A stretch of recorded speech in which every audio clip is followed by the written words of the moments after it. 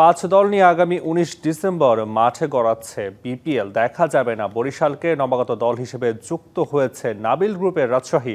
একমাত্র ঢাকা ও রংপুর থাকছে আগের ফ্র্যাঞ্চাইজির অধীনে। আগামী ১৭ নভেম্বর অনুষ্ঠিত হবে প্লেয়ার্স ড্রাফট। বুধবার থেকে আগামী ৫ কর্মদিবসের মধ্যে কোনো ফ্র্যাঞ্চাইজি ব্যাংক গ্যারান্টি ১০ কোটি টাকা দিতে ব্যর্থ হলে তারা প্লেয়ার্স ড্রাফটে অংশ নিতে পারবে না। গুলশানে প্রায় ৪ ঘন্টার ম্যারাথন মিটিং বিপিএল গভর্নিং কাউন্সিলের, যেখানে চূড়ান্ত হয়েছে বিপিএল এর ৫ দল।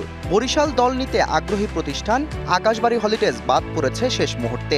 শুধুমাত্র ঢাকা ও রংপুরই থাকছে আগের ফ্র্যাঞ্চাইজির অধীনে। চট্টগ্রাম পেয়েছে ট্রায়াঙ্গেল সার্ভিস আর নবাগত দল নাবিল গ্রুপের রাজশাহী।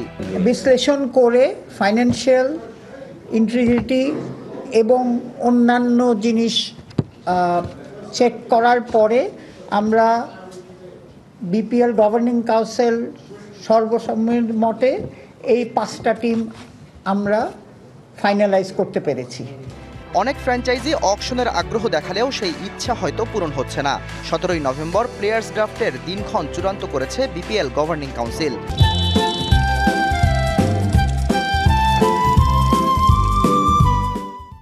তবে সেখানে অংশ নিতে বুধবার থেকে আগামী ৫ কর্মদিবসের মধ্যেই দিতে হবে ব্যাংক গ্যারান্টি ১০ কোটি টাকা।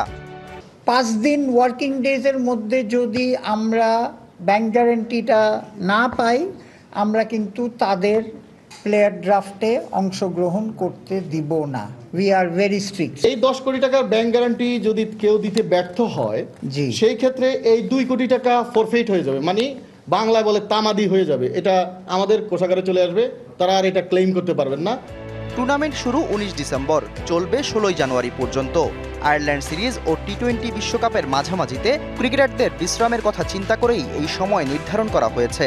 বিপিএল এর আগেও আমরা একটা সিরিজ খেলছি আয়ারল্যান্ডের সাথে, তারপরে একটা ব্রেক দরকার সো দ্যাট ওরা তৈরি হতে পারে বিপিএল এর জন্য।